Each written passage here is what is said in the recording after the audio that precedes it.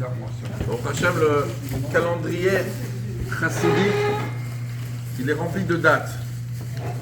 On ne s'ennuie pas chez Chabad. On n'a pas 3 fêtes dans l'année, on a beaucoup. Mais cette date-là, le 10 Shvat, le 11 Shvat, c'est une fête où la France a une sensibilité spéciale. Vous pouvez le sentir dans le 770. Ceux qui sont invités ici, ceux qui n'habitent pas, ici, qui sont venus de loin, c'est surtout la France. Vous n'allez pas voir beaucoup. Il y a un petit peu d'Israéliens, il y a un petit peu de ça, mais la France, elle arrive massivement pour Yud Shvat. Et c'est pas rien, c'est pas anodin. Il faut comprendre pourquoi. Tout le monde sait, les Américains, les Israéliens, tout le monde sait. Yud Shvat, c'est les Français. Alors, normalement, c'est une date, c'est la date où le rabbi, à part le fait que le rabbi précédent nous a quittés le 10 Shvat, Tafshin Yud, d'accord, 1950, le rabbi en 1951, il a accepté le joug de la Nessiout, de la génération, et donc on est très concerné. Qui n'est pas concerné par le rabbi? On appelle ça même Rosh Hashanah la Yitkashrut. C'est le Rosh Hashanah de l'attachement au rabbi. Et pourtant, c'est la France qui répond oui à cette date. Alors, ça m'a beaucoup perturbé pendant des années. Pourquoi? Et en réalité, le rabbi a tout compris, bien sûr. Et il l'a dit dans la paracha de Vayeshev 1992. C'était une paracha où il y avait beaucoup de Français qui étaient venus chez le rabbi, dont la yeshiva de Bournois qui était venue présenter le nouveau projet. Et le rabbi, d'une manière incroyable, a dit que la France, elle était liée en réalité à la fin du travail, à la Géoula. Et c'est parce que la France, elle est sûrement beaucoup plus sensible à la délivrance, c'est pour ça que la France, elle a compris la valeur du 10 Shvat, du 11 Shvat. Parce que le 11 Shvat, Pour réveiller un peu le 11 Shvat, c'est les signes de la délivrance qui s'installent. Et donc on va essayer de comprendre cette chose-là. Vous savez, dans le judaïsme, il y a un chiffre qui nous suit tout le temps, c'est le chiffre de la perfection, c'est le chiffre 10. Il y a les 10 sphirotes, avec quoi Dieu il a 10 puissances divines, avec quoi Dieu il gère tous les mondes. Il y a les 10 paroles de la création.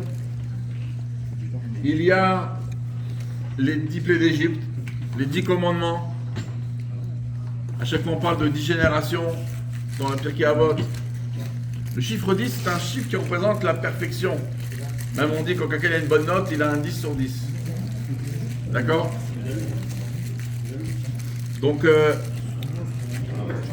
le chiffre 10,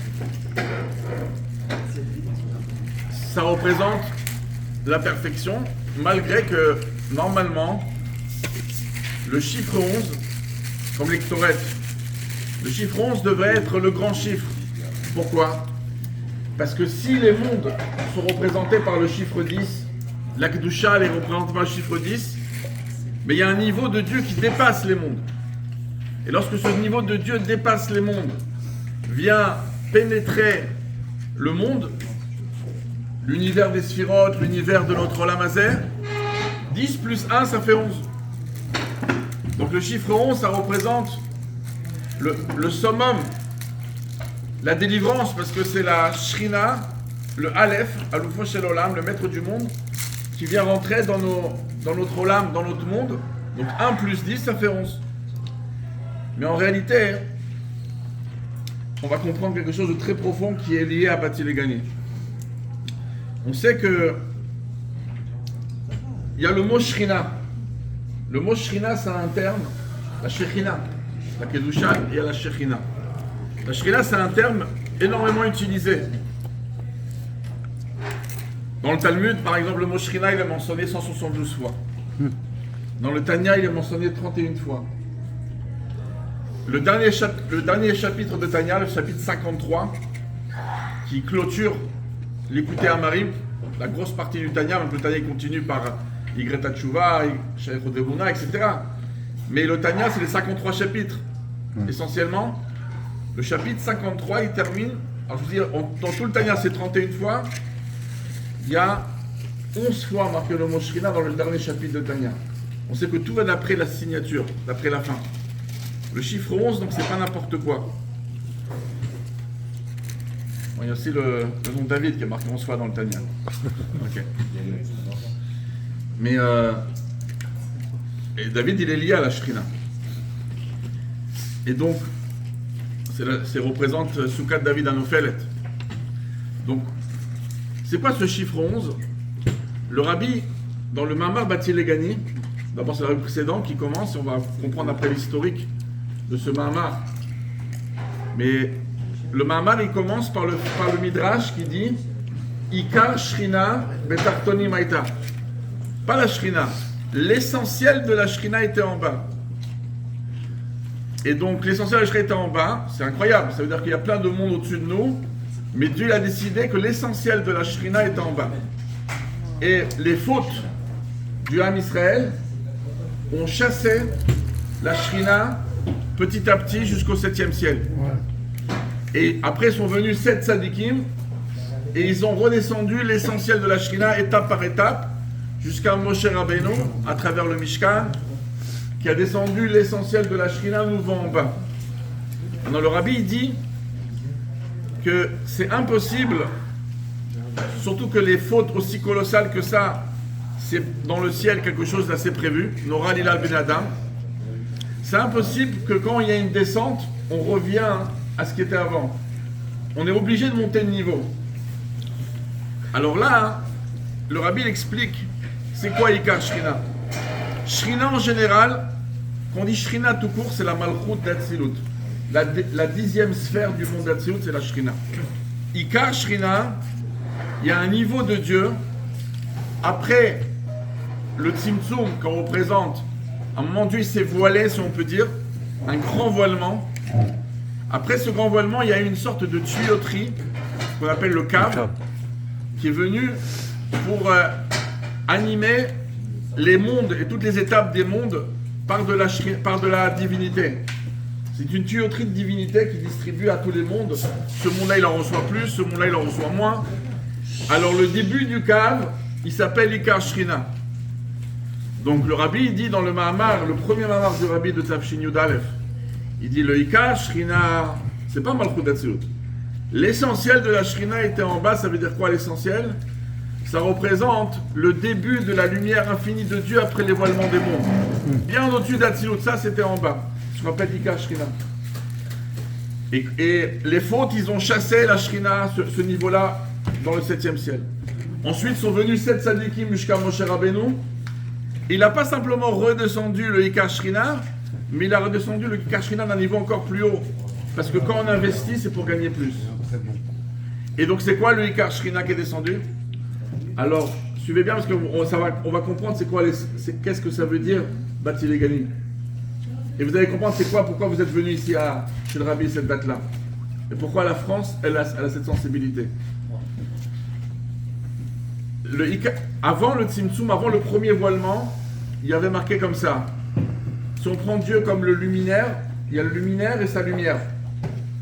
Dans le Pirkei des Rabbi Eliezer, c'est marqué, c'était le maître de Rabbi Akiva. Il dit, avant que le monde est créé, avant que tous les voilements sont créés, Ayahu Shmo Bilvad, il n'y avait que Dieu et son nom. Dans le terme de la Kabbalah, du Harizal, il y avait Dieu et sa lumière. C'est-à-dire le luminaire et la lumière infinie, le Or En Sof. Maintenant, le Or En Sof, dans la Kabbale, il est divisé en 3 niveaux. Il y a le Or En Sof qui va être la source, je fais du bas vers le haut, les 3 niveaux. Le plus bas niveau, si on peut dire, de la lumière infinie de Dieu avant même le voilement, c'est un niveau de Dieu qui va être la source plus tard de la lumière finie de Dieu, parce que Dieu il est capable aussi de se limiter. Il y avait un très grand Mekoubal séfarade, il s'appelait le Rabbi Meir Gabay d'Égypte. Il a vécu il y a 500 ans. C'est un très grand Mekoubal. Il faut savoir que quand le Rabbi, vous avez tous entendu Dilan Otsar, le 5 Tevet. Le premier carton, quand le rabbi a gagné ce jugement, il y a un carton des premiers livres qui arrivait au 770. Dans le premier carton, le rabbi, ils ont ouvert le carton, le premier livre qui est sorti du carton, c'est le livre de Kabbal de Rabbi Gabay. Wow. Et le rabbi l'a distribué à tout le monde, le Sefer, dans Vodat HaKodesh, il l'a distribué à tout le monde, derrière Emouna, pardon. Il l'a distribué à tout le monde avec $2, ceux qui étaient à cette époque-là.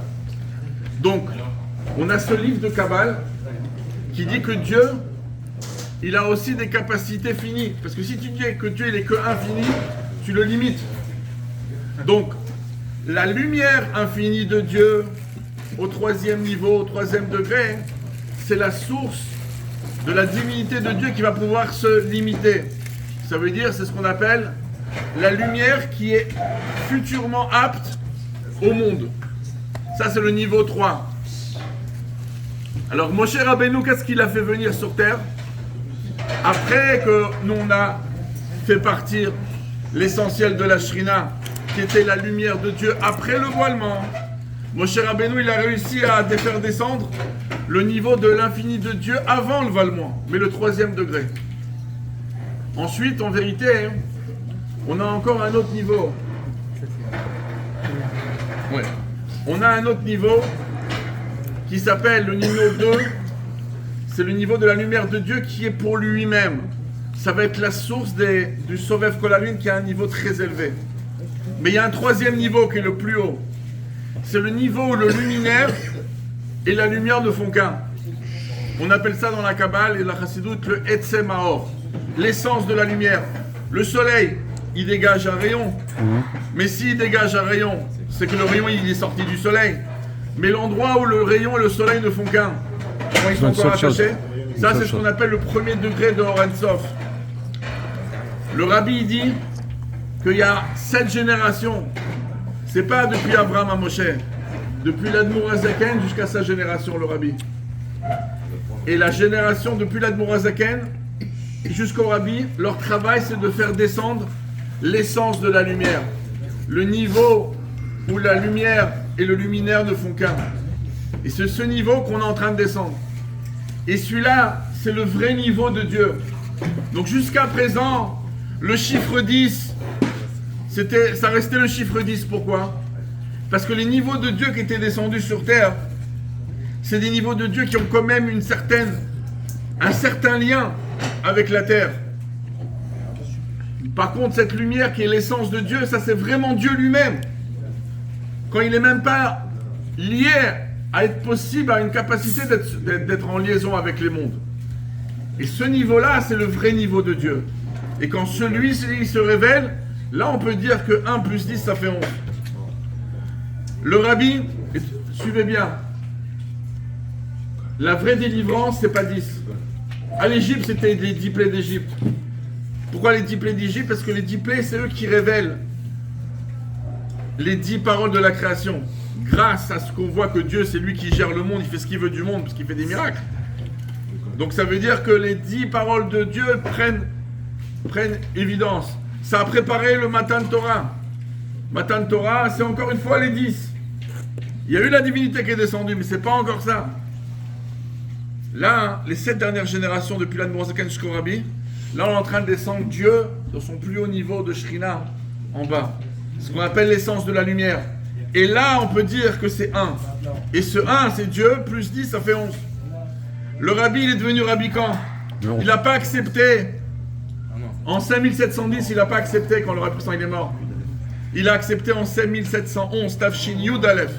Le Hadar, Shvat. c'est le 11e mois de l'année. Nissan, Iyar, Sivan, Tammuz. D'accord? Le 11e mois de l'année, c'est Shvat. Donc le 11e mois. Et l'année? Quel jour? C'est l'année 11. C'est le mois de 11, parce que 7711, c'est le mois de 11. Et le Rabbi il a accepté l'année Siout le 11 Shvat. Le Rabbi il est né le 11 Nissan. C'est le chiffre 11. C'est le chiffre de la délivrance. Là on est dans un autre level. Maintenant, le Mamar Batilegani, vous avez entendu, il y a des vidéos qui sortent quand le Rabbi fait son premier Mamar. Dans le 770 dans la petite choule. Petit. À quelle heure le Rabbi il est descendu? Il est descendu à 10h40. Il a commencé à dire le Mahamar il gagnait à 10h40. Il est descendu vers 10h. 10h40, il commence le Mahamar. Il le termine vers 11h15. Il nous montre qu'on passe du niveau 10 au niveau 11. C'est pas stable. Le Rabbi aurait pu descendre à 7h du soir. Donc, il faut savoir qu'on est dans un niveau incroyable. Et c'est parce que la France, son travail, c'est d'achever l'exil. On a une grande mission, nous, la France, pour se... Si le Rabbi l'avait pas dit, on n'aurait jamais su réellement. Mais le Rabbi l'a dit en Parashat Vayeshev. Galout ad Tsarfat, c'est la France qui termine. Oui, Tsarfat, ça veut dire la baguette. Un des symboles de la France, c'est la baguette. Pat, c'est le pain. Tsarpat, c'est le pain qui est petit, qui est fin. D'accord? C'est le pays de la baguette, si on peut dire. Mais en tout cas, ça veut dire quoi? Et Tsarfat, c'est aussi 770. Donc, c'est pas pour rien que la France, elle est venue à Yud-Shvat. Elle vient à Yud-Shvat parce qu'on ressent, on a un radar dans la Neshama des Français qui ressentent la délivrance. On ressent ce chiffre 11. Et donc, les attachés, on va chanter un nigoun. Mais il faut vraiment savoir que c'est pas simplement une sensibilité pour avoir de l'orgueil. Nous, les Français, on est les meilleurs. C'est nous qui achevons l'exil. C'est la responsabilité qu'on a de terminer l'exil. C'est Chaim le Chaim. Chaim. Qui est du jaune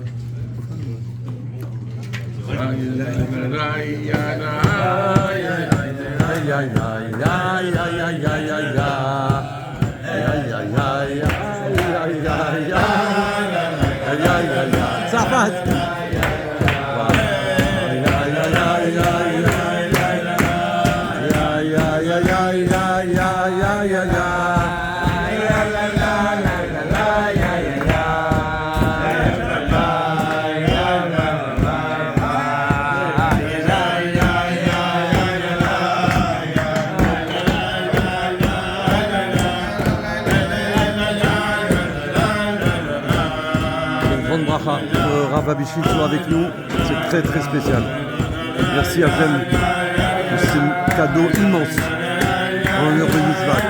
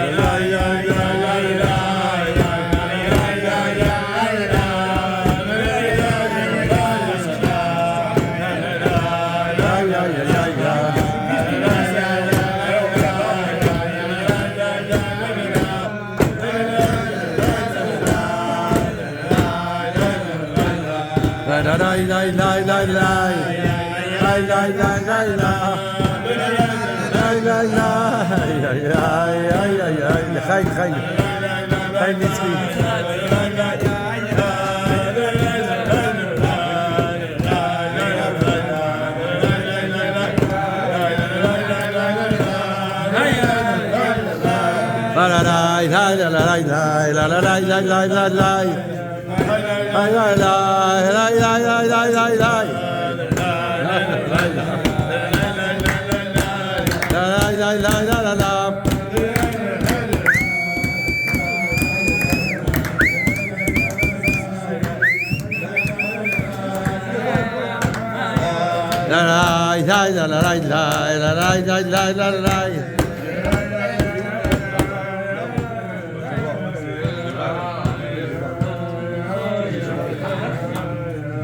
La journée.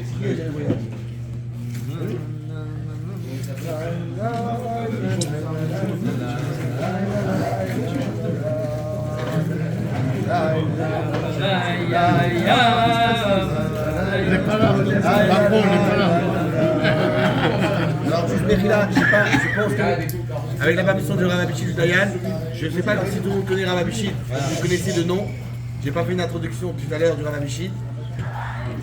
Pas pour donner du kavod et encore plus du kavod à Hachem, c'est ceux qui ne connaissent pas, c'est pour moi j'appelle souvent il manquait en France, je vais parler de la France, en France il manquait beaucoup de rabbinim pour avoir des réponses souvent, nous en tant que shlochim, en tant que des fois dans des raves communautés, il y avait souvent des problèmes avec des gens, Anachot, Sfarad, Chabad, des questions on ne savait pas tellement orienter, puisque le rabbi avait envoyé un chaliar, c'était Rav Azimov, mais c'était un chaliar, des fois on est des shlochim.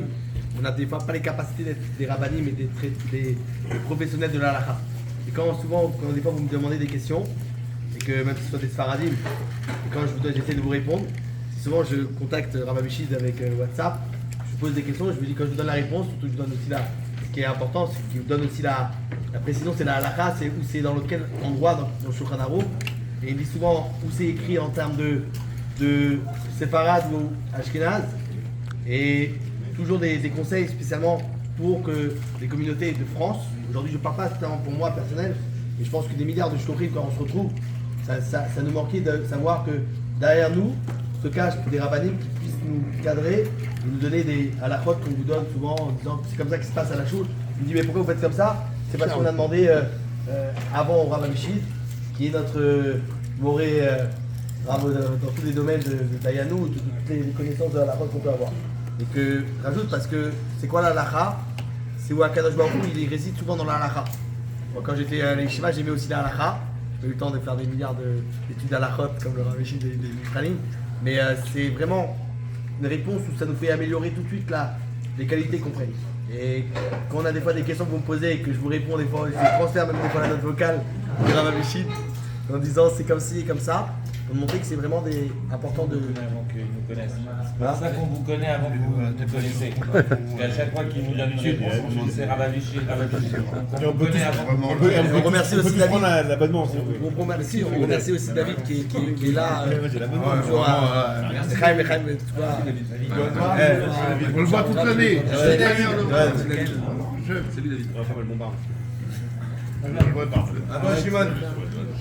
Vous avez une tête qui se lève. Chaim. Le symbole de tête qui se lève, c'est Pada Beshalom. Le symbole de Yud Shvat, c'est Bati Legani. Et des fois, on ne sait pas exactement l'historique de Bati Legani.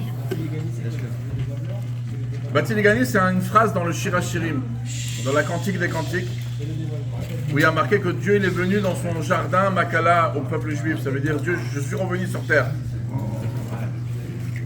Dieu is come back. Dieu est revenu. Mais faut comprendre un petit peu l'historique. Et beaucoup ne le savent pas. Même quand on est dans la Chassidoute depuis des années et des années, beaucoup ne savent pas qu'est-ce que représente ce Mahamar. Ils savent que c'est le dernier Mahamar que l'année précédent il a demandé d'imprimer, d'étudier, et c'est tout. Mais vous allez voir que l'historique il est incroyable. On est en 1923. Le rabbi de Lubavitch n'est pas encore marié avec la fille du rabbi précédent. Il va se marier qu'en 28, en Tafresh Pétet. Qui se lève Tafresh Pétet, fin 28. Donc on est 5 ans avant même que le rabbi s'est marié avec la fille du rabbi précédent. Le rabbi il a grandi dans une famille où son père c'était un tzaddik hors norme, le rabbi Levi Yitzhak. Mais il n'avait pas encore eu l'occasion de rencontrer le rabbi de Lubavitch qui était le 6e de la dynastie de Chabad, le rabbi Yosef Yitzhak. Il n'avait pas encore vu.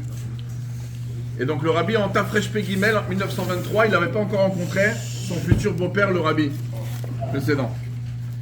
La première fois que le rabbi de Lubavitch va voir son futur beau-père, le 6e rabbi, le rabbi Yosef Yitzhak, c'est dans la semaine du 10 Shvat 1923. Pas pour rien.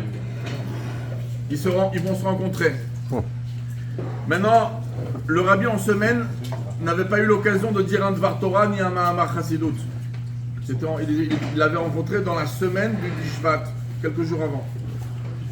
Le rabbi, le premier Shabbat qui passe avec son beau-père, il va entendre le premier Mahamar Chassidout de son beau-père. Imaginez-vous qu'est-ce que ça représente. On sait que la Rabbaï Traya Mouchka, elle dit mon père il avait de la chance.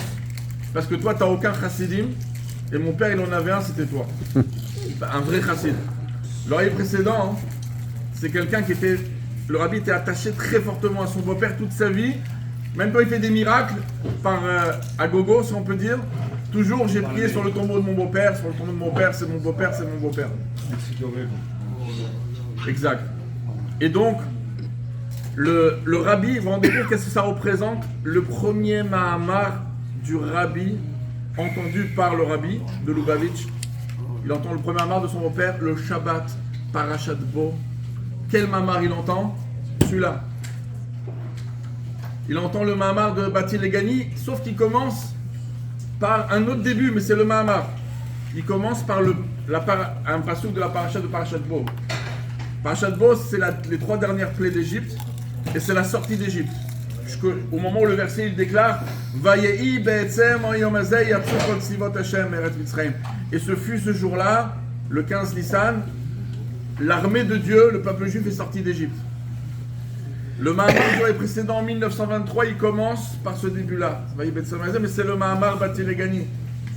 Donc ce Mahamar Bati Legani, c'est la première Mahamar que le rabbi entend de son beau-père. Oh. En l'honneur de sa rencontre. 5 ans plus tard, il va se marier avec sa fille. Maintenant, ce Mahamar, il va être écrit, gardé au chaud, 27 ans, dans les bureaux du rabbi précédent. 27 ans. Jusqu'à 1950. Hein? Non, il a parlé de Yudshvat. Non, ce Mahamar, il n'a pas dit, il a dit d'autres Mahamarim. Non, le rabbi là-bas, il a fait d'autres Mahamarim. Oui, il a fait des Mahamarim qui sont imprimés sur le mariage, etc. En tout cas, ce Mahamar, il reste 27 ans dans les mains du rabbi précédent. Maintenant, écoutez bien. On est le dimanche 1950, quelques jours avant le 10 Shvat. Le Shabbat, c'est le 10 Shvat, comme cette année. Shabbat, c'est 10 Shvat. En 1950, le Shabbat, c'était le 10 Shvat. Le rabbi précédent, on est 6 jours avant Shabbat. En 2 mots, 6 jours avant la mort du rabbi précédent, le départ du rabbi précédent. Le rabbi précédent, il appelle son gendre, le rabbi de Lubavitch. Il lui dit, voilà le Mahamar, Bati Legani, il a 20 chapitres. Tu te rappelles, ce Mahamar 1923, wow. À notre occasion, notre première rencontre. Je veux que ce Mahamar, il apparaisse. Je veux que tu le publies. On va le couper en 4 morceaux, je vais t'expliquer exactement comment on le coupe. Donc 4 morceaux, ça fait 20 chapitres. Ça fait 5 chapitres par morceau, par Mahamar. Le première partie, tu vas changer le début de la phrase, celui-là que j'avais dit en 1923. Tu changes et tu commences par Bati Legani Achotikala. Ça fait partie du Mahamar, mais dans la suite, là, tu le mets au début. Premier changement. Je veux que ces 5 chapitres-là, les premiers, Bati Legani, je veux que Shabbat matin, les Chassidim, ils arrivent au 770. Et je veux qu'ils étudient Chassidut à 8h du matin, avant la Tfila qui était à 10h. Je veux que les Chassidim viennent à 10h du matin, qu'ils trouvent sur les tables du 770 le Mahamar Bati Legani que j'ai dit en ton honneur en 1923. Les 5 premiers chapitres, et vous allez étudier à 8h du matin.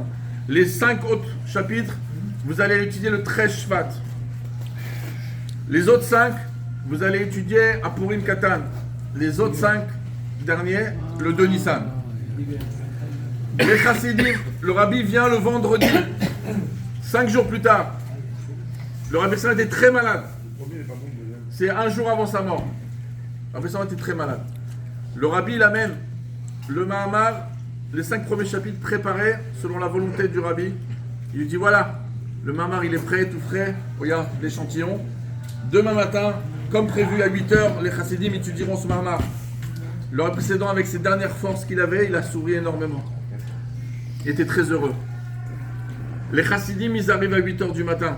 On entend dans le 770, 8h du matin, Bati Legani Achotikala, tout le monde étudie en Chavruta. Et à la seconde, on dit Batilegani, la nouvelle terrible vient d'arriver. L'heure précédent, il est mort à 7h57. Bon. Il était dans les chambres d'en haut du 770. Le temps qu'on appelle 2-3 personnes, les rabbinim, en 3 minutes, la nouvelle, elle arrive en bas. 8h du matin.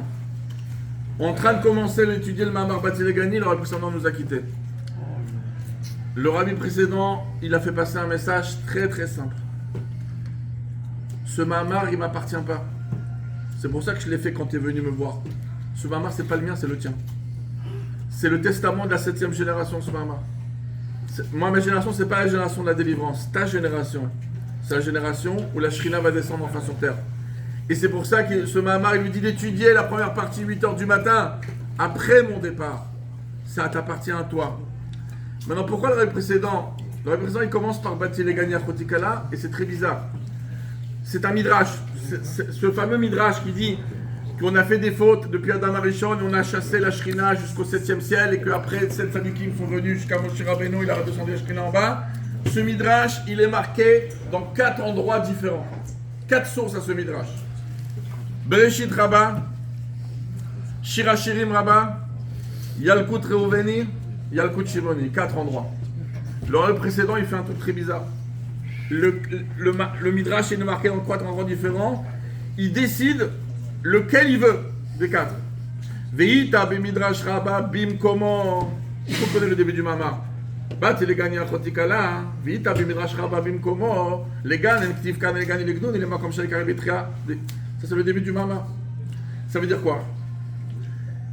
Je veux que vous regardez le midrash Rabbah à sa place. Qu'est-ce qu'il y a à sa place? C'est le même dans les 4 endroits. Qu'est-ce que ça dérange qu'on le va le voir ailleurs? Il suffit de voir dans le Bereshit Rabbah. Vous avez en français le midrash raconte. Il y a sur les parachutes. Qu'est-ce que ça le dérange qu'on va le voir là-bas? Pourquoi tu veux que je le voie dans Shirachirim Rabbah? C'est le même qui a amené partout.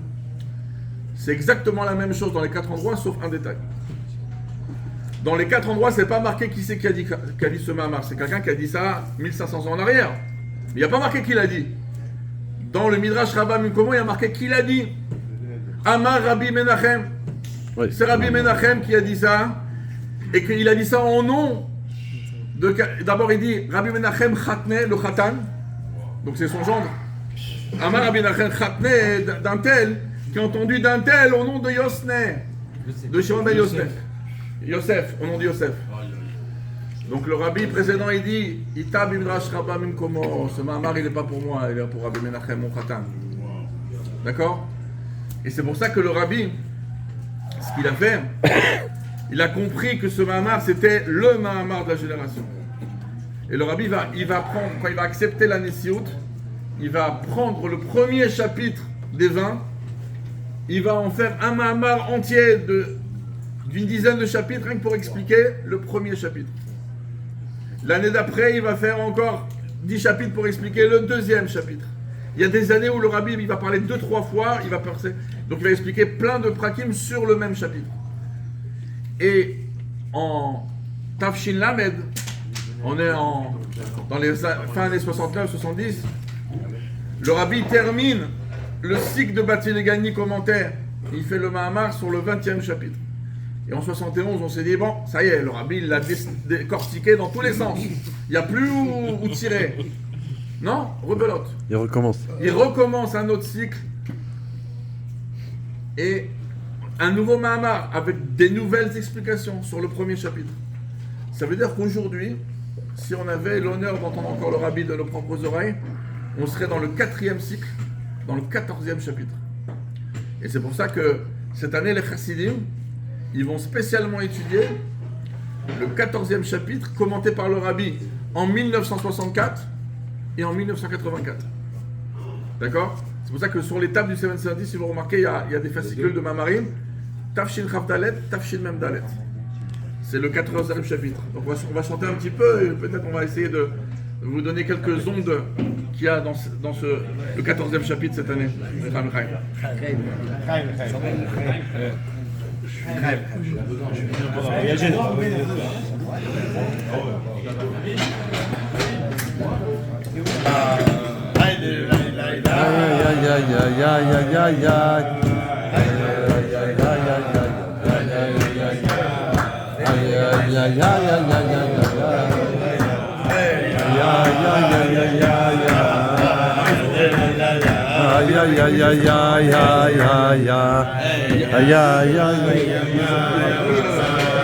Non. Je sais pas, ah oui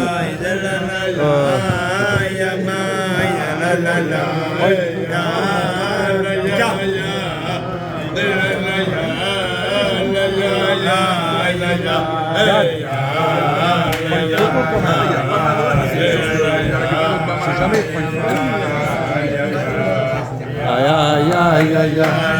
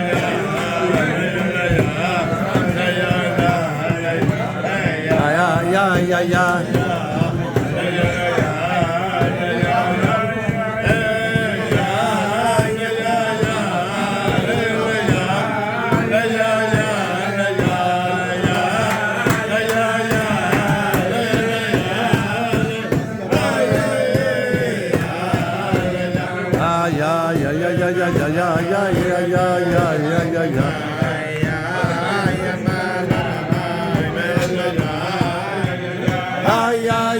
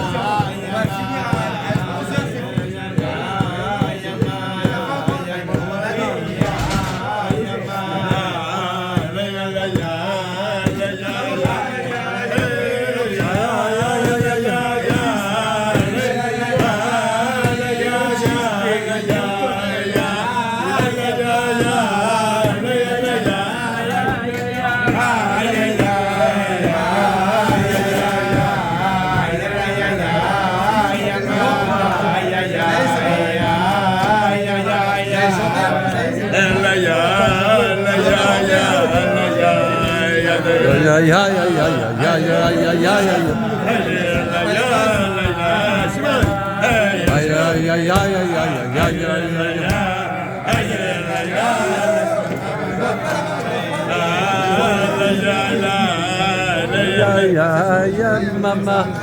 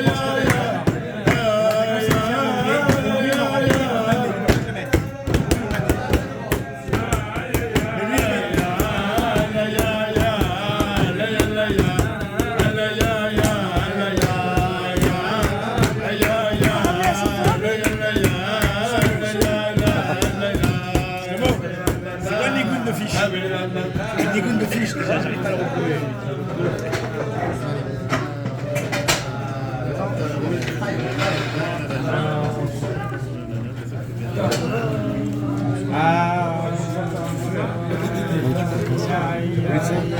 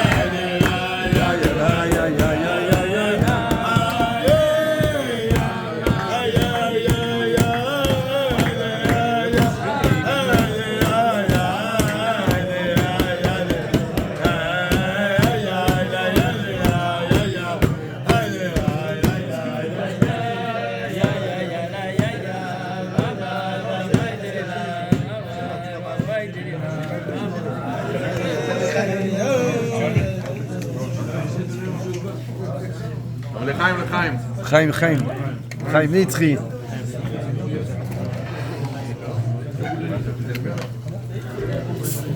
Itou. Ah merveille.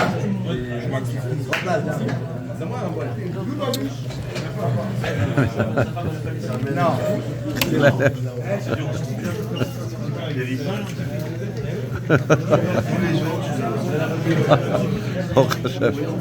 Baruch Hashem. À chaque fois que je passe, je pense à toi depuis que tu m'as appelé. Incroyable. La France a un rôle c'est vraiment le grand profit, c'est-à-dire Jamais. se faire. Regarde-moi.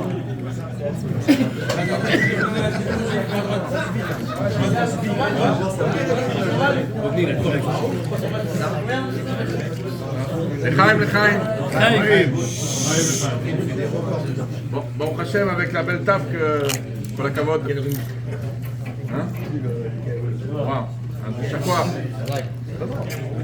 Alors une table magnifique matériellement doit être accompagnée de spirituel. C'est ça.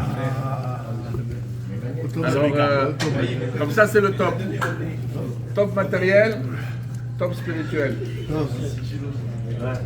Alors on a tous une grande question à Yud-Shvat qu'on peut se poser. C'est concrètement, donc le rabbi dit dans ce fameux Mahamar, on est passé à un nouveau level. On est dans le level de la délivrance. Et c'est pour ça que les Français sont sensibles à Yud-Shvat. C'est les Français qui arrivent à Yud-Shvat. Parce que les Français, ils arrivent à ressentir la délivrance. Et c'est pour ça que le 11 Shvat, 10 Shvat, c'est notre fête. Alors, on peut se poser une question très simple. La génération du Rabbi amène la délivrance. Oui, mais il s'est passé quelque chose. A priori, le 3 Tammuz 5754, il s'est passé quelque chose le Gimel Tammuz. Et alors, qu'est-ce qui se passe? Ça remet en question quelque chose? Alors l'âme animale, elle se pose la question, l'âme juive, elle ressent. Mais l'âme animale se pose la question. Alors, on va apporter une réponse pour l'âme animale. Voilà, pour le moment, on peut calmer l'âme animale avec les sushis. Voilà. Et on va... Hein?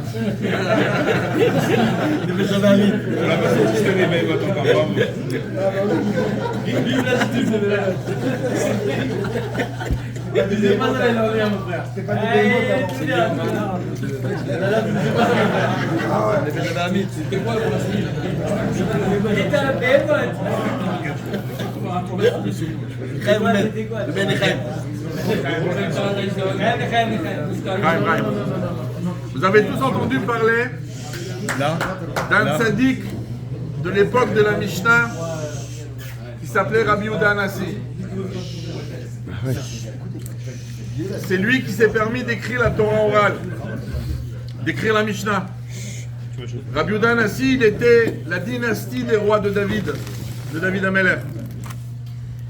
Et on sait que dans chaque génération, il y a un potentiel d'un tzaddik qui est descendant de David, qu'on appelle Bet Rabbeinu Shebe Babel, le Rabbeinu Shebe Babel, le rabbi de la galoute en dehors d'Israël, qui continue la dynastie de David Amelech, plus en cachette, mais qui continue. Et Rabbi Yehuda Hanassi, il était un des représentants de David Amelech, de sa génération. Et une fois, il est à table.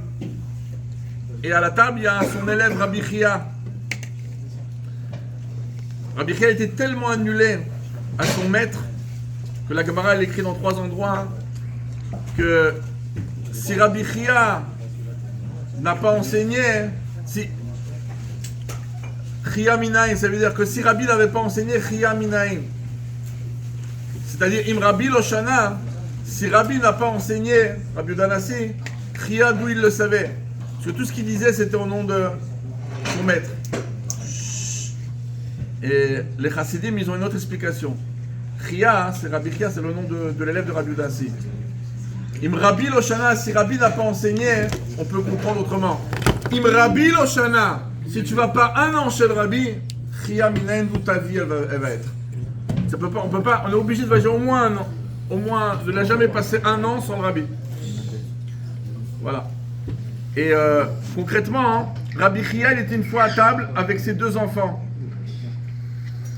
Et il y avait ces 2 enfants qui étaient à table de Rabbi Udanasi. Vous vous rendez compte, l'honneur d'être assis avec le Rabbi de la génération de Rabbi Udanasi. Maintenant, les gosses, ils étaient jeunes, les enfants de Rabbi Chia. Et Rabbi Udanasi leur dit, allez, les jeunes, dites un Dvar Torah. Et ils ont honte, on va prendre parole devant le Rabbi. Et ils se sont tus. Il a dit, non, allez, dites un mot. Ils ont vu qu'ils étaient coincés, ils étaient figés. Alors il a dit à un des serviteurs de la maison, il a dit, Agavra Hamra Dardeki. Mettez-leur un bon coup de vin fort dans leur verre, faites-les boire, on va les décontracter à ces gosses. Donc, comme ça la Gemara raconte dans Sanhedrin, page 38. Gavra Hamra Dardeki. Mettez-leur du vin à ces jeunes et ils vont parler. Et donc ils ont commencé à leur faire boire. Et donc ils ont bu. Et à un moment, il leur a dit, allez, dites un mot. Et là, ils se sont lâchés. Ils étaient décontractés.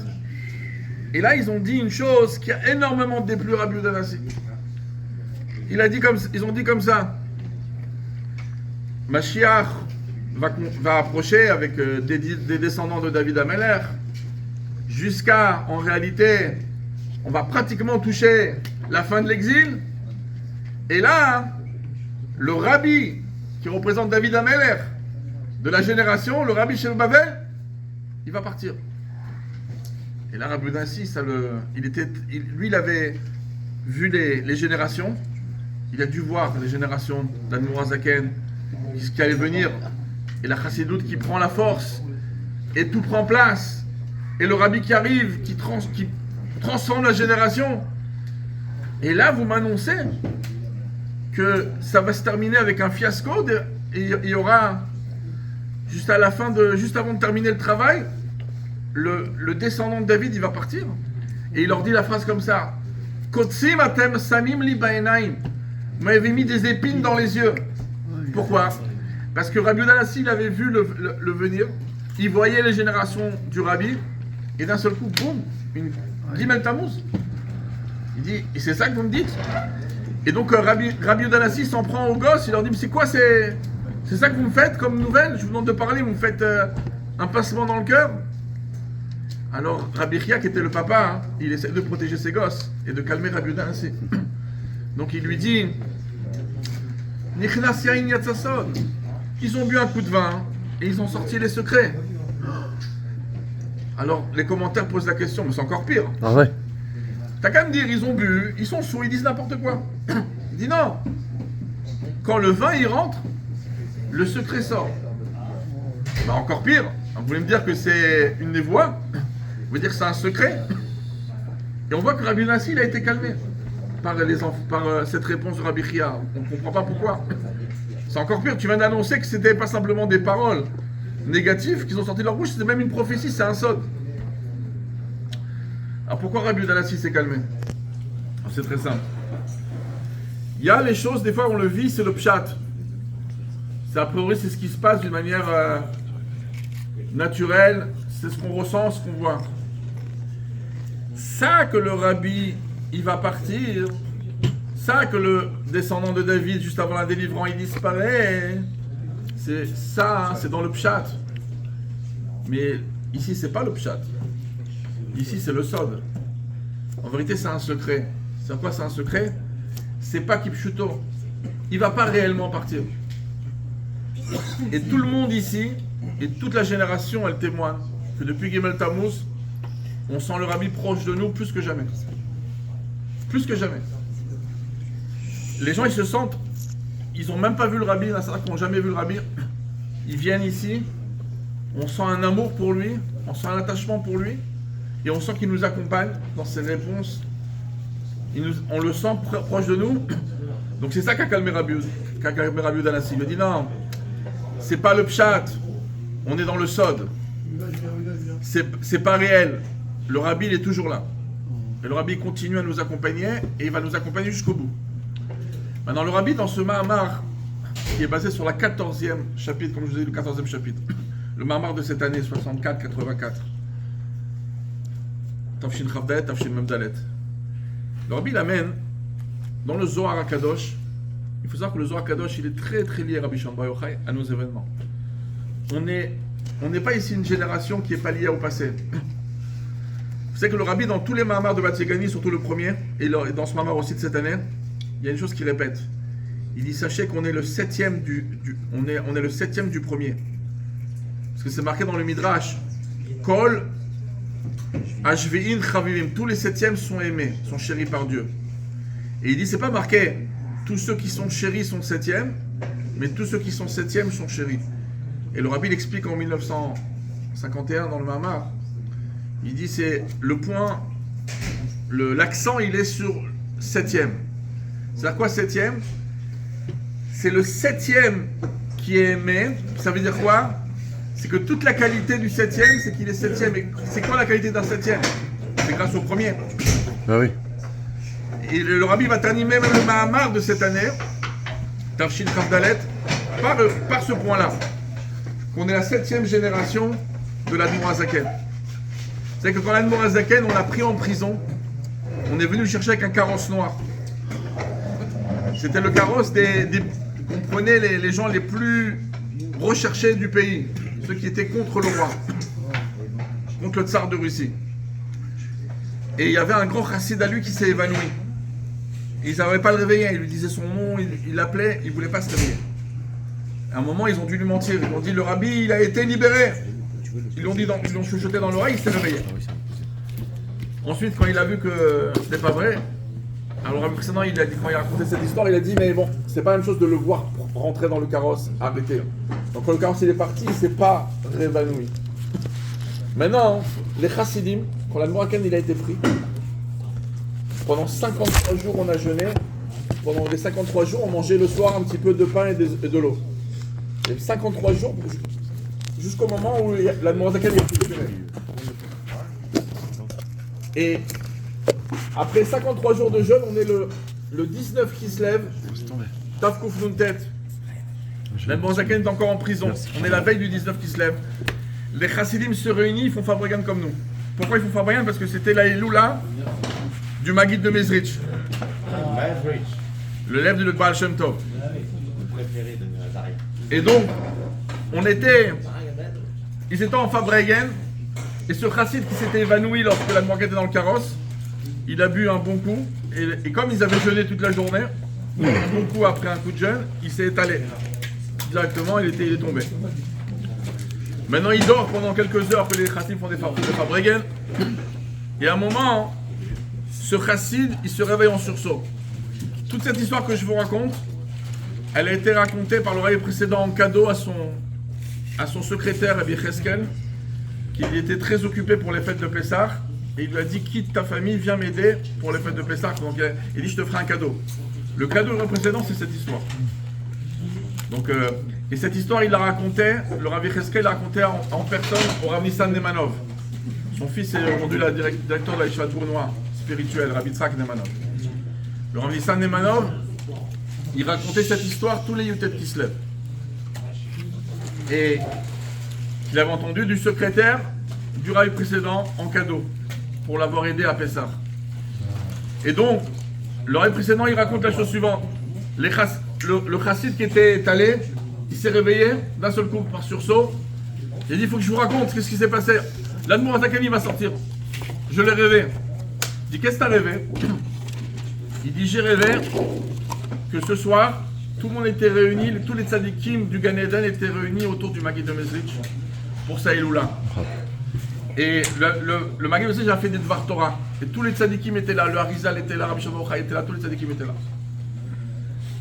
Et après qu'il a terminé les Dvar Torah, juste avant qu'ils se dispersent, il leur a dit, les tzadikim, je vous demande une chose. Mon petit Zalman, comme ça il a pris l'Admorazaken, Zalmaniou, mon petit Zalman, il est en prison parce qu'il dévoile la chassidoute. Il ne faut pas que vous partez sans que vous me le faites sortir. Et donc, il annonce ça à tous les tzadikim. Et Rabbi Shimon Bar Yochai, c'est le premier qui se jette dans le tas. Il dit, c'est moi qui vais le faire sortir. Mais on va faire un beddin maintenant, je suis le Hav Beddin, et on va trancher qu'Admorazaken il sorte. Et donc Rabbi Shimon Bar Yochai, c'est lui qui prend tout en main. Et il fait faire le psakdin. Et donc le chassid il raconte, voilà, le psakdin il est sorti, Rabbi Shimon Bar Yochai il a dit la sentence positive, l'Admorazaken sort. Donc les chassidim ils ont dit, on arrête de jeûner demain. Ils disent non, tant qu'on n'a pas la nouvelle, on jeûne. Ils vont jeûner quelques jours après la sortie d'Admorazaken parce qu'ils n'étaient pas au courant. Il n'y avait pas de WhatsApp, il n'y avait pas d'SMS. Ils ont appris qu'Admorazaken il est sorti qu'à Hanouka, quelques jours après. Oui. Mais ça a pris du temps pour arriver à la nouvelle. Bien sûr. Et donc Bekitso, on est la 7e génération de l'Admorazaken. Rabbi Shimon Bar Yochai, c'est lui qui s'inquiète pour nos générations à nous.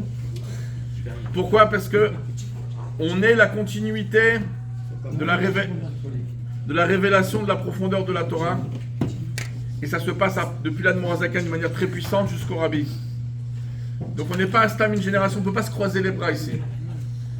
Et le Rabbi, dans le Mahamar de cette année, il amène les paroles du Zohar. Rabbi Shimon Bar Yochai, dans 3 endroits différents, il répète la même phrase. Vous savez que le Zohar, il a une partie qui s'appelle Tikkuné Zohar. Il y a 70 Tikkunim. C'est quoi un Tikkun Zohar? C'est 70 explications de Rabbi Shimon Bar Yochai sur le mot Bereshit. Donc, dans l'explication numéro 19, dans l'explication numéro 59, et dans le Zohar Parashat Yitro, page 34, le Zohar il dit la chose suivante. Oren Sov, les mala denket, ou les mata den tachlit. La lumière infinie de Dieu, elle est infiniment haute, on va dire, et infiniment vers le bas. Ça veut dire quoi? Et cette année, en 1964, le Rabbi, il va expliquer pendant pas mal de chapitres cette partie-là. La propagation de l'infini de Dieu vers le bas. C'est un petit peu pour dire, imaginez-vous que vous avez une ampoule qui est toute petite, elle vous éclaire un immeuble entier. C'est une puissance. Donc c'est dans ce sens-là. Le Rabbi il va dire, c'est incroyable comment la lumière infinie de Dieu, elle va tellement bas.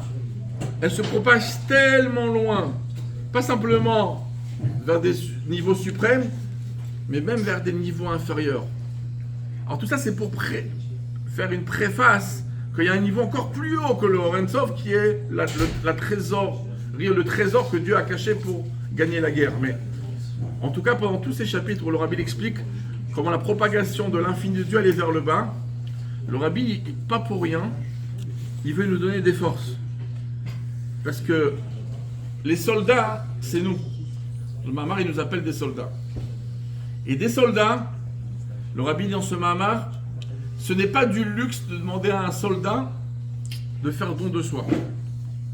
Un soldat qui ne part pas en guerre dans la tête, qu'il est prêt à mourir pour sa tâche, ça ne s'appelle même pas un soldat. Et aujourd'hui on le voit à Gaza, et même quand les soldats, malheureusement il y en a qui partent, ils laissent des fois des mots, ils disent clair, quand on est parti, on sait qu'on va pas revenir peut-être. Ils le savent. Et en tout cas le Rabbi c'était un des seuls qui a cru en notre génération. Parce que tout le monde parle de la bassesse de la génération.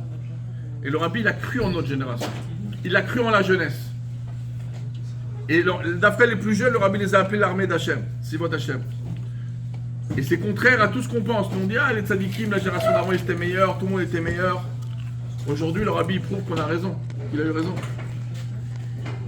Il y a des généraux de guerre et des personnes qui ont fait la guerre de Kippour. Ils racontent qu'ils sont nuls par rapport aux soldats qui aujourd'hui. après 2 semaines de guerre avec l'Égypte, on avait un petit peu marre. Quand ils ont entendu qu'il y avait des accords qui étaient en train de se faire, j'étais content. Quand quelqu'un était blessé, ok, il n'y avait pas le choix, il fallait aller sur le front, mais il était content de rentrer à la maison. Là, ils sont blessés, les soldats, ils sont malheureux. Il dit, je veux retourner avec mes copains, je veux refaire la guerre. Et ils quittent l'hôpital 2 jours avant qu'il faut qu'ils sortent. Ils n'ont jamais vu ça. Un dévouement qu'il y a aujourd'hui, on n'a jamais vu ça. Le rabbi, il a cru toujours en cette génération. Et le rabbi, c'est ce qu'il explique dans ce mamar. Il dit, la lumière de Dieu, elle est infiniment vers le bas aussi. Et elle touche les endroits les plus bas de la génération. Même si tu dis qu'à la 7e génération, on est au ras des pâquerettes, même si tu dis qu'on a même fait des fautes, on fait des erreurs, la lumière infinie de Dieu, elle atteint ces gens-là. Et au contraire, vous savez, dans la Chassidut, c'est expliqué dans Derech Mizotecha, le Tzemar Tzedek, il dit, le soleil, il se propage très loin et il nous réchauffe. Mais il fait plus chaud en bas que quand on est dans l'avion. Dans l'avion, il fait moins 30, moins 40. C'est Marcel qui dit pourquoi il fait plus chaud en bas qu'en haut. On est plus proche du soleil, a priori. Il dit c'est le rayon du soleil lorsqu'il atteint le bas. Il y a un coup de ce qu'on appelle le Or Choser. C'est comme une balle quand elle tape le mur, elle prend de la puissance quand elle tape vers le bas. Donc la lumière de Dieu, elle atteint peut-être une génération très très basse. Une 7e génération, une jeunesse très très basse. Dafka là-bas, la puissance de la lumière, elle est ressentie. Et c'est pour ça que notre génération, dans ce mamar, le rabbi, il y croit. Il y croit qu'on a les capacités à n'importe quel niveau. Il ne dit pas, non, moi je ne peux pas me donner pour la Torah, pour la shlichut, du rabbi. Parce que hier, j'ai fait les 400 coups. Le rabbi dit, ça ne m'intéresse pas tes 400 coups. Ça ne m'intéresse pas que tu as fait des bêtises. On n'a pas le choix de pleurnicher. On n'a pas le temps de pleurnicher. Pourquoi? Et c'est intéressant, c'est les termes que le rabbi utilise dans tous les marams de Batzili Gani. Et c'est les mots que les généraux de l'armée, dans la guerre du Hamas, c'est les mots qu'ils utilisent. Atem dor anitzachon. Vous êtes la génération de la victoire. C'est exactement les mots que le rabbi utilise dans les mamarim de Batzili Gani. On est la génération de la victoire du Nitzachon. Et donc, quand c'est nous qui allons faire basculer l'exil vers la Géoula, on ne peut pas se permettre de pleurer. Une fois, il y avait un chassid, il est rentré chez le rabbi, il a raconté au rabbi qu'il a fait des fautes. Chez Breslev, dans la chassid de Breslev, dans l'écouté Maran, c'est marqué que des fois, tu racontes au rabbi tes fautes, tes erreurs. Vous savez ce que le rabbi lui a répondu quand il a raconté, hey, j'ai fait ça. Le rabbi dit, je ne suis pas un curé. Wow. Si tu vas, dimanche, tu vas aller, t'as qu'à aller raconter tes péchés à la messe, au curé. Comme ça, le rabbi a répondu. Un îlot commun. Ça veut dire quoi? On n'est pas une génération ici, on a le temps de pleurer du passé. Pas grave, t'as fait le malin hier soir. T'as fait le malin ce matin. T'as pas été respectable. On n'a pas le temps de pleurnicher, tu pleurnicheras un autre jour. Agis, fais des choses. Maintenant, il faut aider le chaliar, il faut aider ça, il faut faire ça, il faut voyager chez le rabbi. Ok, je vais aller voyager chez le rabbi, hier j'ai parlé mal à ma femme, hier j'ai fait ça. Il n'y a pas le temps de pleurnicher. Bien sûr qu'il faut se réparer, bien sûr qu'il faut avancer. Mais on n'est plus une génération, on doit se meurtrir sur ce qu'on aurait fait ou pas fait parce qu'on n'a pas le temps. On est la génération de la victoire. Tu ne peux pas te permettre à un soldat de lui dire ah, j'ai fait un coup hier, j'ai perdu mon copain, et donc aujourd'hui, quand je fais la guerre avec le Hamas, je vais freiner. Tu ne peux pas permettre. Il faut être vif d'esprit. Il n'y a pas ici, tu as vu ton copain qui est tombé à côté de toi. On ne peut pas se permettre, on est la génération de la victoire. On doit gagner. Donc ça, c'est le point, un des points essentiels de ce Mahamar, c'est de dire qu'on est l'armée. Et l'armée, c'est pas du luxe, c'est pas un hidour de faire Messirut Nefesh. Ça veut dire, en 2 mots, Messirut Nefesh, c'est des grands mots. Non, on demande à personne de se tuer là. On demande simplement de se bouger. On demande à des personnes de sortir de leur zone de confort.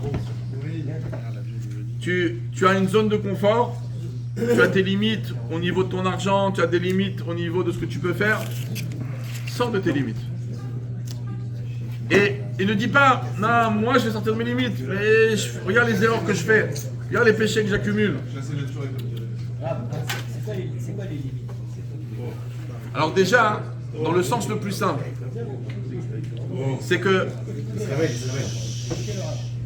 une fois le rabbi avait fait dans une sikha en 84, il avait dit une sikha, on croyait que juste après on allait sortir et faire un ravage dans la rue. Il avait dit transforme le monde aujourd'hui, Ker Avelt Eint, transforme le monde. C'est une sikha, le rabbi il parle très fort, beaucoup d'enthousiasme. Et tu peux pulvériser le Seder Ishtal Shulot, tous les enchaînements de monde, tu es capable de le basculer. Donc vous croyez, allez, on lâche les loups et on y va. Non. À la fin, le rabbi dit, prends cette énergie-là et prie en minyan, étudie la Torah, étudie la Chassidoute. Ça veut dire que, c'est quoi sortir de ses limites? Shabbat matin. C'est un kiff de passer Shabbat sous la couette un petit peu. On n'a pas envie de sortir de la couette. On est bien. Il fait bon. Toute la semaine, on est parti au travail. On a pris les gosses. Etc. C'est le bon moment. Oui, mais le Shabbat, c'est le seul jour où la Neshama, elle peut respirer un petit peu. Le Nachmanide dit au début de la Torah, le Shabbat, c'est comme une personne qui fait de la plongée sous-marine sans oxygène. Et de temps en temps, il sort la tête pour prendre de l'air. Le Shabbat, c'est le moment où on a une bouffée d'air spirituel. La synagogue, le shiur, c'est le moment le plus spirituel qu'on peut avoir dans l'année, de la semaine. Alors, tu es capable de passer Shabbat dans ton lit, ou d'arriver tellement en retard, tu arrives à peine au moment de la Kriyat Torah. Eh bien, sache que c'est quoi se bouger? Ça peut être une chose, ça peut être une manière de se bouger. Ok, c'est le seul jour où tu peux vraiment te reposer? Non, je vais me bouger. Ok, en hiver tu peux dormir tôt, bon prochain. Mais pourquoi tu veux faire ta grasse matinée? Lève-toi, va à la synagogue, il y a un shiur de Torah, va au shiur juste avant. Il y a beaucoup de choses où on peut sortir de la zone de confort. Ça veut dire, et pour amener la délivrance, le soldat, il amènera la délivrance uniquement s'il se bouge. Et qui c'est qui doit se bouger? N'attendez pas les grands. C'est les soldats qui font. Ça, c'est le point du Mahamar. Un des points du Mahamar, il dit, les généraux, c'est pas eux qui gagnent la guerre. Ils donnent des tactiques, c'est très bien, mais c'est pas eux qui gagnent la guerre. Ceux qui gagnent la guerre, c'est les soldats au front. C'est pas les tzadikim, c'est pas les rébéim, c'est les soldats au front qui gagnent la guerre. Et les soldats, c'est nous. Et il faut pas s'imaginer des choses spectaculaires. Il faut se bouger. Tu te bouges. Tu veux dormir plus, tu dors moins. Je donne un exemple. La Torah, c'est la seule chose qui nous donne un peu des forces pour pouvoir lutter. C'est l'essence.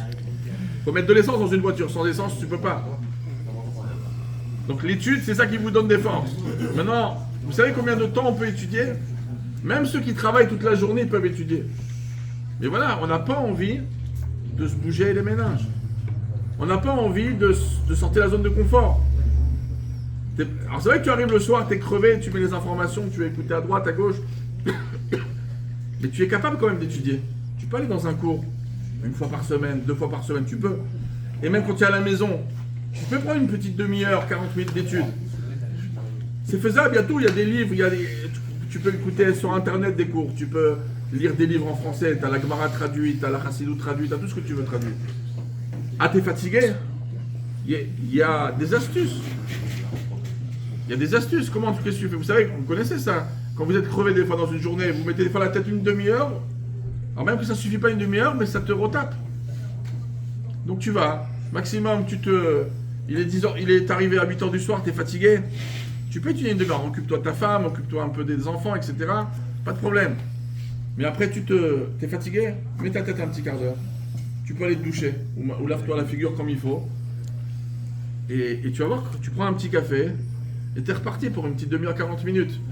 Mais ouais, mais on va préférer zapper le portable, et savoir tout ce que les professeurs ils ont dit sur un jour sur le corona, ou tu as revu en boucle 10 fois ce que l'autre il dit, ce que l'autre il dit pas. Toutes les conspirations, tu les as vues 50 fois. Donc, c'est une perte de temps. Et le temps, il est important. L'armée, le mot armée en hébreu, il veut dire aussi zman. Le Rabbi l'explique dans des marim de Batzelegani, les 3 explications du mot de Sava. Un des termes, c'est le temps. Le temps, il est précieux. Et le temps, très souvent, on est une génération justement on adore perdre du temps. C'est notre spécialité. Mais on a des capacités. Toute la génération, elle est éblouie en Israël en ce moment. On est ébloui par les soldats parce que tout le monde leur a pleuré dessus depuis des années. On leur disait, ça c'est la génération de l'internet, c'est la génération des médias, des trucs. Les gosses, ils veulent même pas aller aux courses. Tu leur dis, va faire des courses, ils veulent même pas y aller. C'est une génération de feignants. Et ils se sont dévoilés incroyablement, au-dessus de toute attente, même mieux que les autres générations. Donc très souvent, quand on se plaint de la génération, on se plaint des enfants, il faut plutôt se plaindre des enseignants. Parce que les enfants, ils ont une grande force. Ils sont plus intelligents que la génération d'avant, ils sont plus vifs d'esprit, ils sont plus rapides. Et dans le business, dans tout, ils vont à 1000 à l'heure. Notre génération, c'est une génération de doués. Et le problème, il est chez les enseignants, chez les professeurs, chez les parents. C'est pas chez les enfants. Les enfants, ils ont une capacité. Ah, les enfants de cette génération, ils sont insolents, ils veulent rien faire. C'est faux. Il y a des capacités beaucoup plus fortes chez ces enfants, mais on ne sait pas y faire. Donc, Bezat Hashem, dans ce Mahamar, le Rabbi a confiance en nous. Et le Rabbi, il a misé sur notre génération, et il sait que c'est nous qui pouvons faire. Et le Rabbi, en 92, il a misé sur la France. Il a dit, c'est la France qui va amener la délivrance. Alors, il a misé sur nous, on ne va pas décevoir le Rabbi. Chaim. Heftaba va'ani, heftaba va'ani, heftaba va'ani, heftaba va'ani, heftaba va'ani, heftaba va'ani, heftaba, heftaba.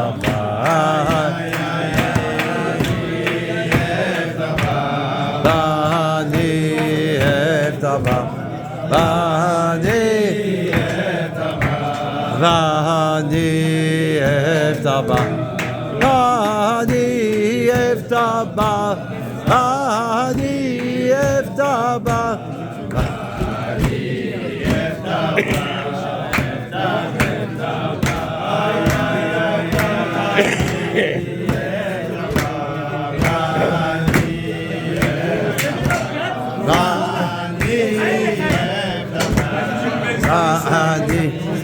Eftaba, Vani Eftaba, Vani Eftaba, Vani Eftaba, Eftaba, Vani Eftaba, Vani Eftaba, Vani Eftaba. Vani eftaba, vani eftaba, vani eftaba, vani eftaba, vani eftaba, vani eftaba.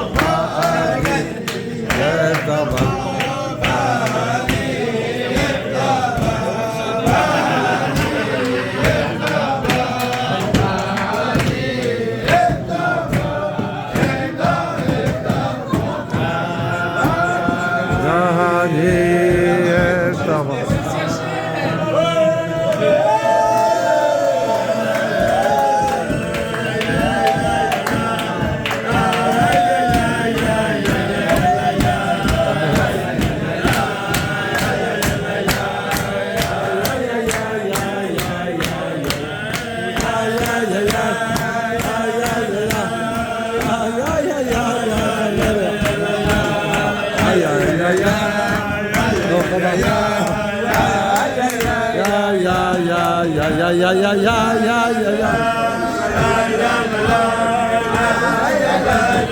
aïe, aïe, aïe, aïe, aïe, aïe, aïe,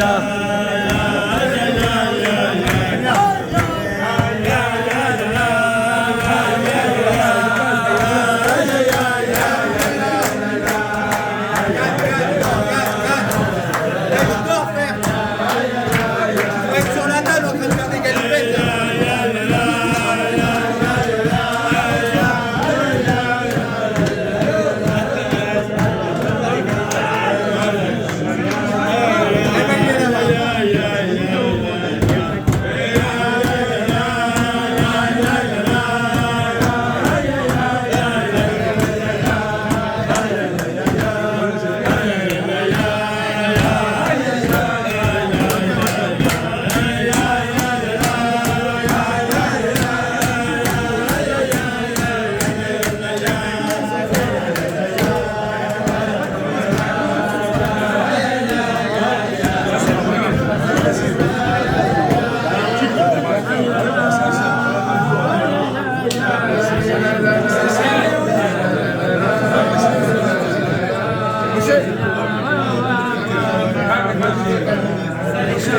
Chaim, Chaim.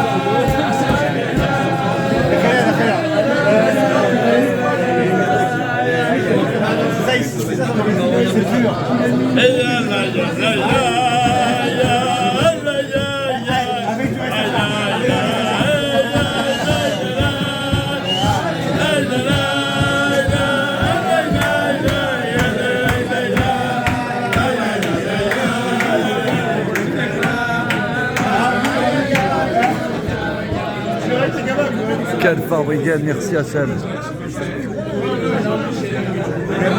Un Rav Abishid au Fabrigen des Français, Baruch Hashem.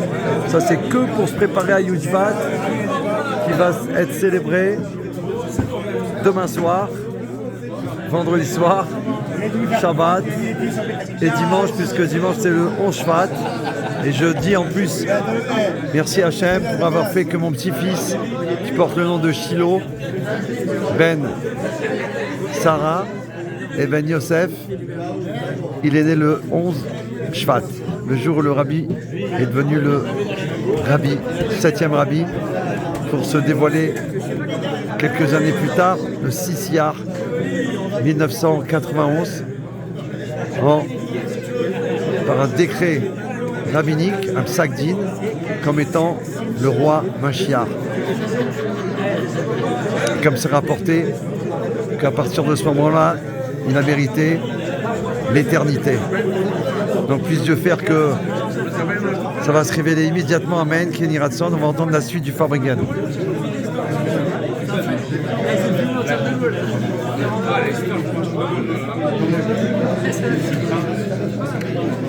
Ça donne envie.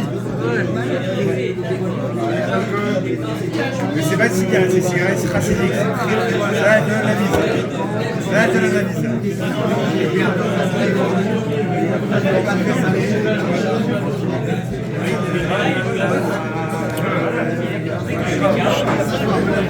Allô?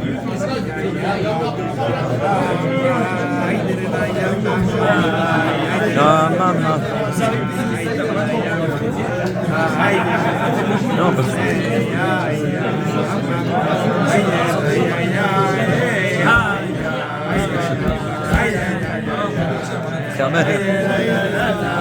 Aïe, aïe, aïe, aïe, aïe.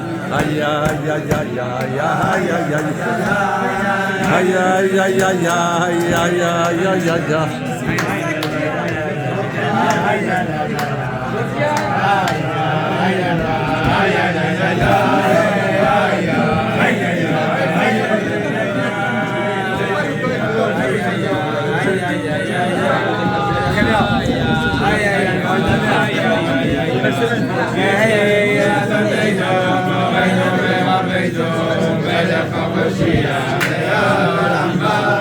Hey, Adonai, Moreno, Rabbeinu, Lerech HaMoshiach, Le'olam Va'ed, ay, ay, ay, ay,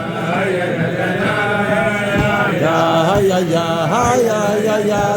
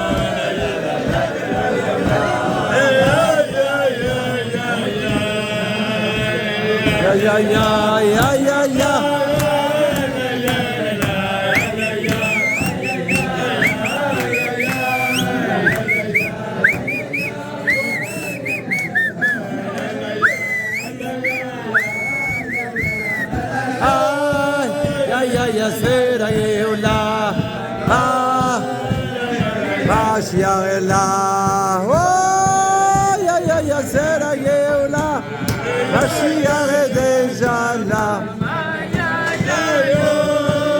Aïe, aïe, aïe, aïe, aïe,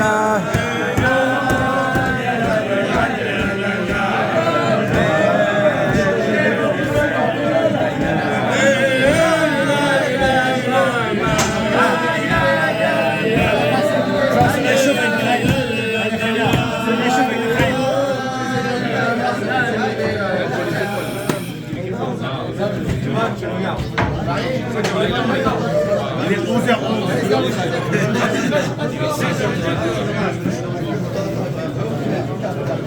Il va 7h, il est 5h. Chaim, Chaim.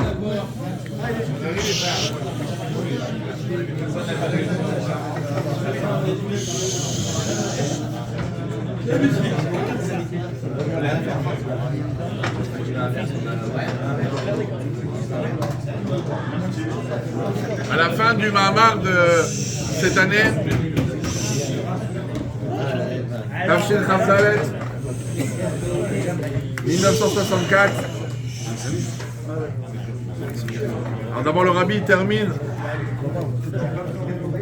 avec l'Admour Hazaken encore une fois. Parce que le Rabbi il sent vraiment que le mérite de cette génération, c'est grâce au premier. Parce que quand on dit septième, ça veut dire qu'il y a un premier et c'est grâce à lui qu'on est septième. Alors le Baal HaTanya,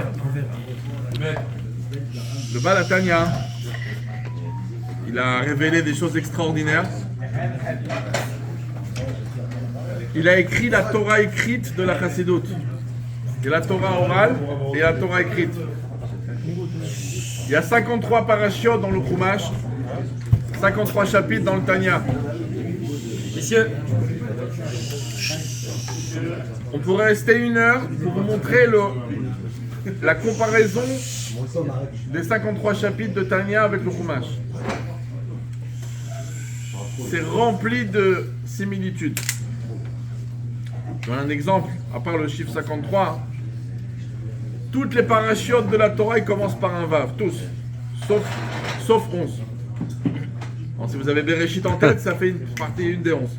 Sinon, c'est que Vav. Vayeshev, Vayomer, Vaydaber, Elohim. Bon, tout Vav. Sauf 11. Tous les prakim de Tanya commencent par un Vav, sauf 11. Il y a encore beaucoup de similitudes. Et en tout cas, le Baal HaTanya, qui a dévoilé des niveaux incroyables, il termine sa vie a priori d'une manière assez tragique. Napoléon, qui arrive sur la Russie,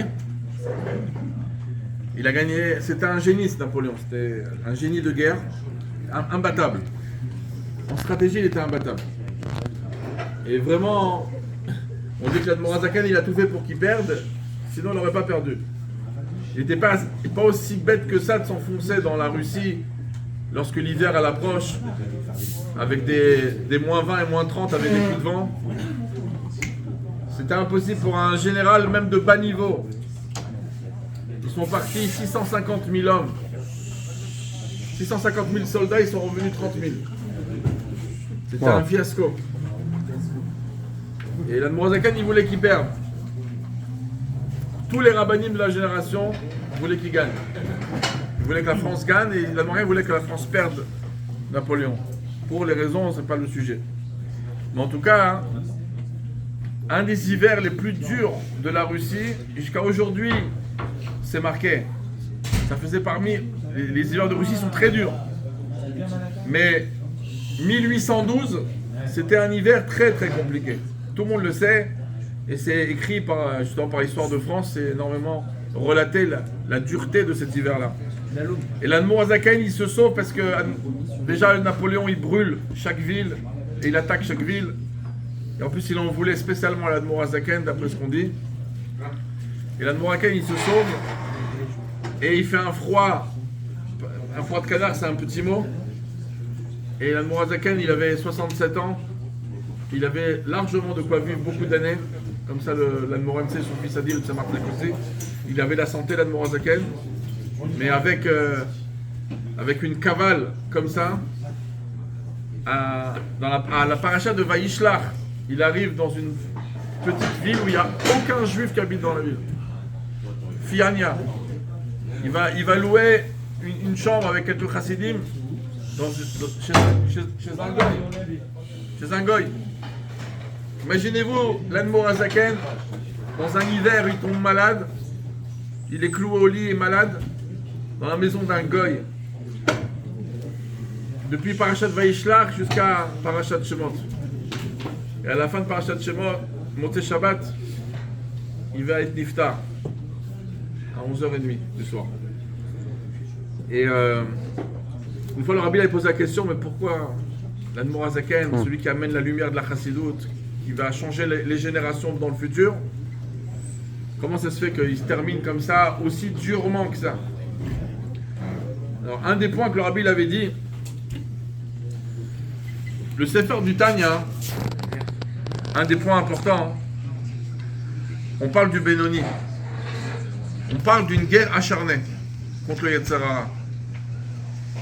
Et très souvent, il y a même beaucoup qui se posent et disent, mais son livre concrètement, il est magnifique. Il te réveille des sentiments pour Dieu incroyables. Mais qui c'est qui arrive vraiment au but du livre? Combien de personnes on peut compter sur les bouts des doigts qui sont devenus des Benoni? Alors le livre il est extraordinaire, il te répond à toutes tes questions envers Hachem. Mais la finalité, c'est qu'on peut compter sur les bouts des doigts des juifs qui sont performants entièrement. Ok. Nous, les Rechaim Betovlo, c'est bon.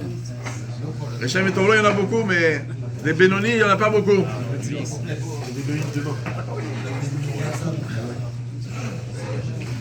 Faut qu'on garde un petit peu de voix.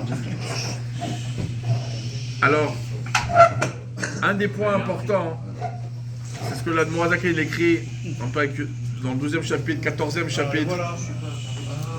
Il dit, c'est le derer du Benoni. Le point du Sefer du Tanya, c'est d'être en route vers le Benoni. Et c'est ça toute notre vie, de se battre. Il faut être débattant. Tout le livre du Tanya, c'est une guerre acharnée. Et le plus important, c'est l'effort. Dans Job, c'est marqué Yov.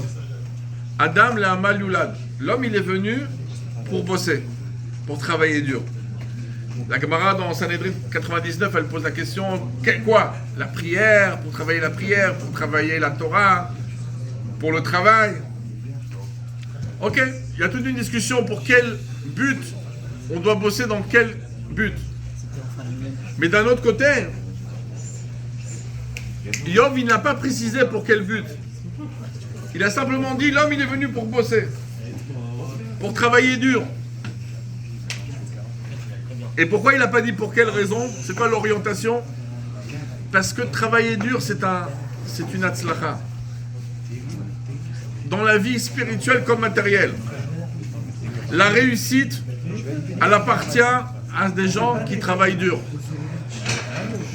La jeunesse, elle a envie de gagner de l'argent facilement et rapidement. Et des fois, on veut se dire, bon, ça j'ai fait de l'argent, je me calme. Jamais. Il faut toujours... Il faut toujours travailler dur.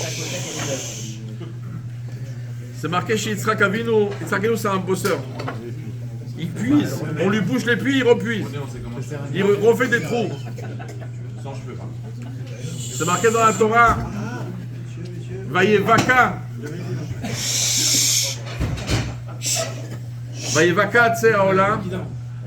Le Targum Onkelos s'y traduit Vetsalach. La sévérité et la réussite ne font qu'un. Des fois, on pense la sévérité, la dureté, c'est quelque chose de négatif. Non. La réussite, elle est cachée derrière la dureté et la sévérité. La preuve, il y a une marloquette dans Masechet Souka, page 37, entre Bet Shammai et Bet Hillel. Quand on fait les Arba Taminim, on les bouge dans le Hallel. On les bouge dans Ana Hashem Oshiana. Bet Shammai dit non, pas que Ani Hashem Oshiana, aussi dans Ana Hashem Atzlichana. Bet Hillel il dit pas Atzlichana, c'est Bet Shammai qui dit Atzlichana. Parce que Bet Shammai c'est la rigueur. Et la rigueur c'est la réussite. Les personnes qui se cassent la tête, les personnes qui bossent dur, c'est eux qui ont la réussite. Et il faut être toujours, on est dans un monde qui bouge à 100 000 à l'heure. Tout est rapide parce qu'on est une génération de la rapidité. Les enfants sont plus malins que les générations d'avant, tout est plus malin et tout va très vite.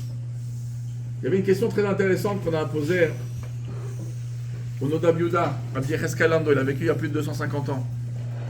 Il y avait une question à l'époque qui disait la chose suivante. Est-ce qu'on peut risquer sa vie pour la parnassa? C'est une question intéressante à le Pi Halacha. À l'époque, c'était une question d'actualité. Pourquoi? Parce que dès qu'on prenait le bateau pour aller faire des affaires à droite ou à gauche, il y avait des pirates, la mer elle était dangereuse, c'était pas des bateaux de... Si le Titanic il a coulé, imaginez-vous les bateaux de l'époque. Ça coulait très facilement, il y avait beaucoup de pirates qui nous attaquaient, qui nous tuaient, qui nous pillaient.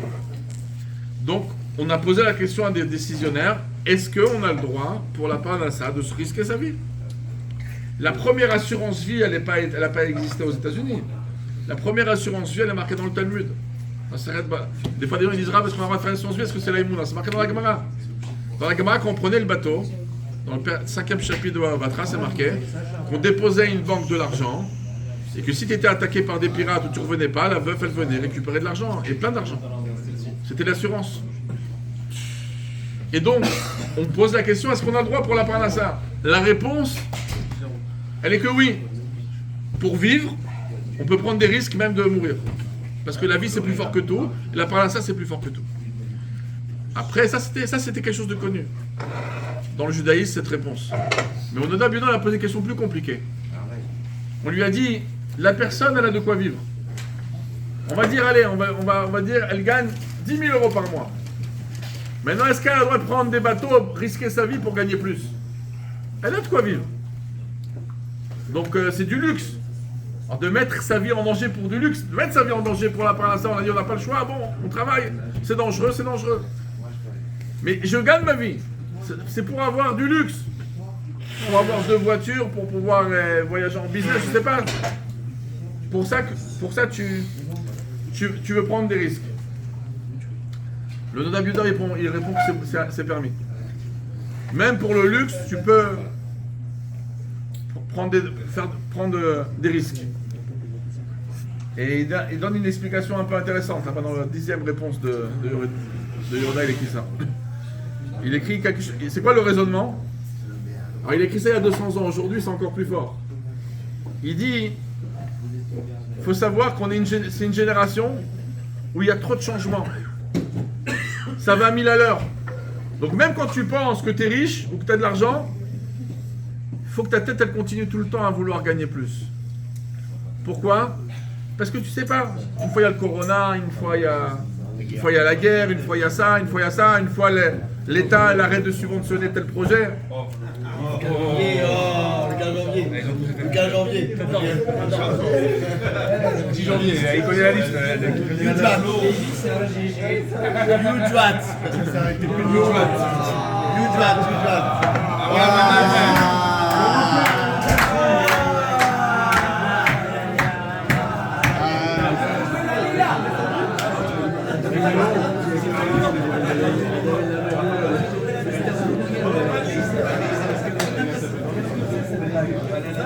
Et quand on pense que le travail fait 60 mètres carrés.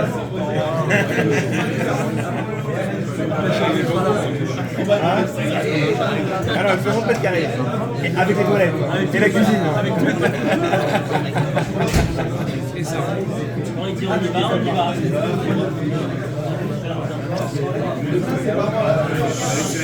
Alors un juif, il ne doit pas être surpris. Le Nodab Yehuda, il a compris il y a 200 ans que le monde, il bouge tellement vite qu'il y a des hauts et des bas. Et donc, il faut avoir beaucoup plus d'un tour dans son sac. Et il faut savoir à droite et savoir à gauche. Et très souvent, quand on apprend un changement de loi qui peut changer notre business, Écoutez tous, c'est pour vous. très souvent, la réaction négative, elle vient à cause que tu pensais être peinard. Tranquille. J'ai trouvé, on est venu sur Terre pour bosser. Au contraire, sois encore plus créatif. Tu vas trouver. Tu as des bureaux, tu as de quoi, t'as du personnel. Il faut aller vite et il ne faut pas avoir peur. La génération d'avant, elle avait un problème. Elle était trop attachée. Donc si je travaille, je suis cordonnier. Et tu vois pas plus que ça. Nos parents, ils étaient attachés à un boulot. C'est le boulot, c'est terminé. C'est terminé. C'est une génération qui va à 1000 à l'heure. Et c'est une bonne chose. C'est une bonne chose. Et il y a des gens qui ont perdu de l'argent au Corona. Il y en a qui ont gagné beaucoup d'argent dans le Corona. Il faut être un juif, attraper la vague. Quand on fait du surf, il faut attraper la vague. Il y a des surfeurs. Il n'y a pas un surfeur. Hein? Non, il y en a. Tout est dans la tête. Tout est dans la tête. Alors on est né pour travailler. À la fin du Mahamar, il y a un monsieur qui m'a posé une question. À la fin du Mahamar, Tomo. le Rabbi l'amène la Gemara de Brachot. Dans la page 58, la Gemara elle dit Ve'anetzach zo binyan Yerushalayim. La victoire, c'est la construction de Jérusalem. C'est quoi la construction de Jérusalem?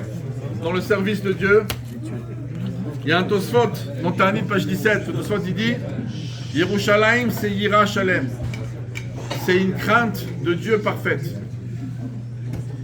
Et il faut savoir que c'est marqué dans la Gemara, dans Brachot, page 33, Yira Hashem Yotzaro. C'est le trésor de Dieu. D'un autre côté, c'est marqué Akol bidei shamayim u'tzchut mirat shamayim. Tout vient du ciel sauf la crainte du ciel. Et la Gemara dans Brachot là-bas, on a dans Maseret Ktuvot, page 34, c'est connu. Akol bidei shamayim u'tzchut mirat shamayim. C'est quoi la crainte du ciel? Parce que ça, c'est un travail qu'on doit faire par le bas. Et Dieu donne les kochot. Mais ça, c'est important. Quand on est chaliar du Rabbi, et le Rabbi, il veut que tout le monde soit des shluchim. Il y a le chaliar officiel de la ville, les shluchim officiels de la ville, et il y a chacun qui est chaliar. Bien sûr, il faut travailler en harmonie, mais chacun, on est la génération de la victoire, donc on ne peut pas se permettre de ne pas être un shliar. Toi-même, tu es shliar envers ta famille, tes cousins, tes neveux. Chacun, vous allez revenir du Rabbi, vous allez prendre une énergie ici, une chaleur. Il va falloir que vous l'utilisez pour la famille, pour les cousins, pour les tantes. Autour de vous, il faut utiliser. On ne peut pas se croiser les bras. On est une génération On doit gagner, on ne peut pas rester indifférent. Et donc, l'indifférence, il faut savoir que le Moshe Rabbeinu, c'est le libérateur. C'est marqué dans le Midrash, c'est le premier libérateur, c'est le dernier libérateur. Malgré que Mashiach, il vient de la tribu de David. Et Moshe, il vient de la tribu de Lévi. Donc il ne peut pas être le dernier libérateur.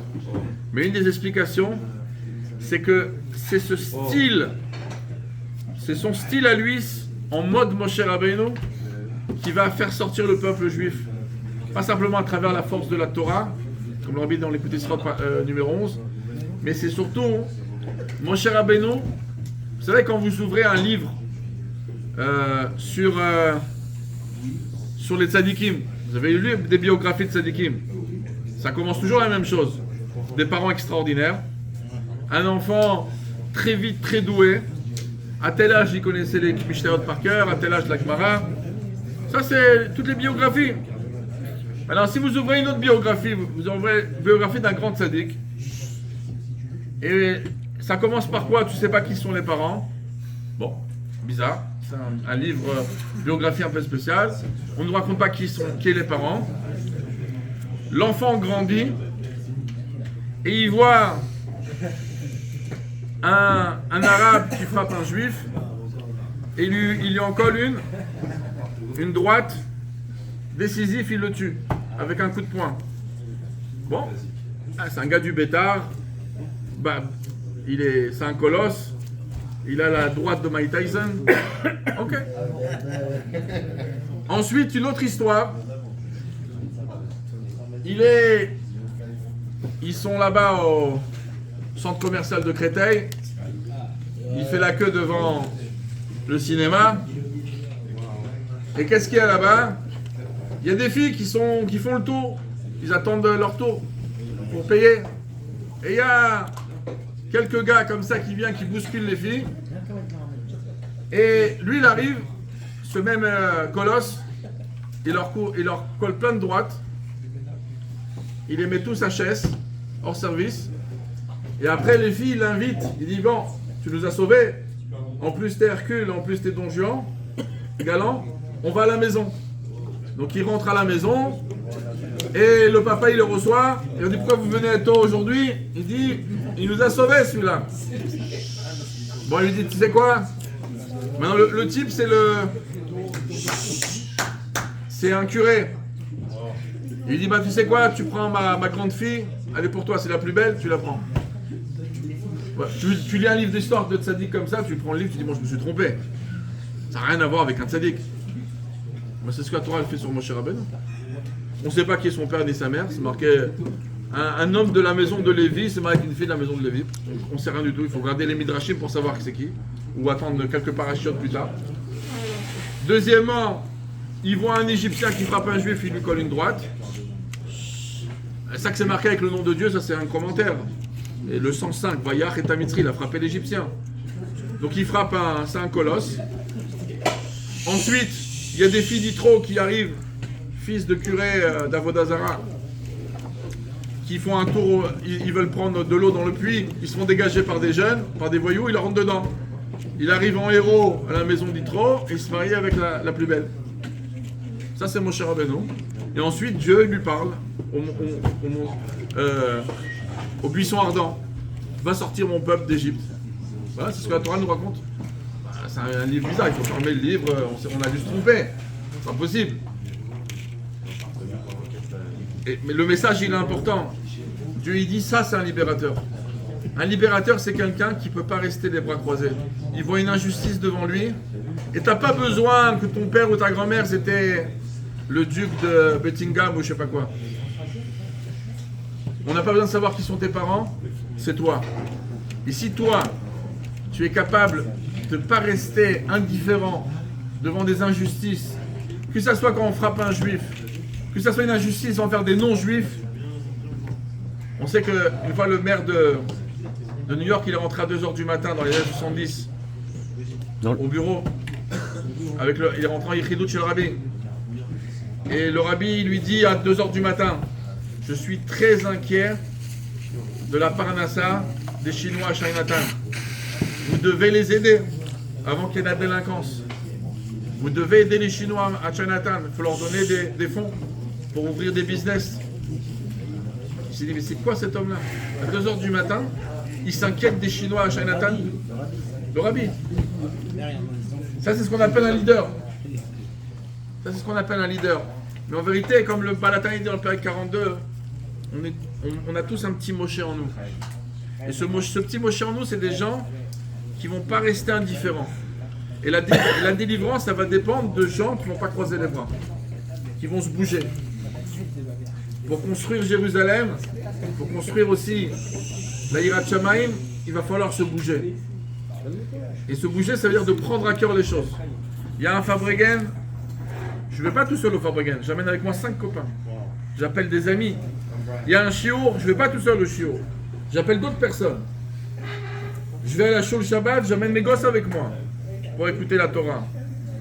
Et je vais me casser la tête, je vais trouver une idée, comment les intéresser à rester écouter. Si c'est des cadeaux, ils auront des cadeaux. Il faut se bouger. Donc on est dans une génération où on a besoin d'amener la délivrance. Il faut être tous des petits libérateurs, tous des petits émissaires du Rabbi. Et c'est des choses qui sont à portée de main. Il suffit simplement de prendre à cœur.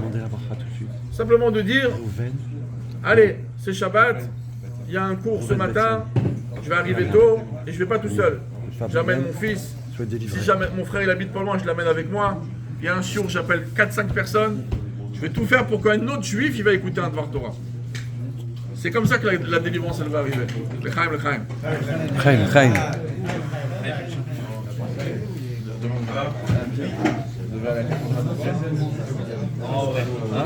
Pas d'horaire. Bonne nouvelle. Les gens dans le voyage. C'est Jean il m'a dit. Dans le voyage. On n'a pas compris, c'est pas pendant la Michel. On est dans le voyage. C'est pas ça. En voyage. C'est ce qu'il y a.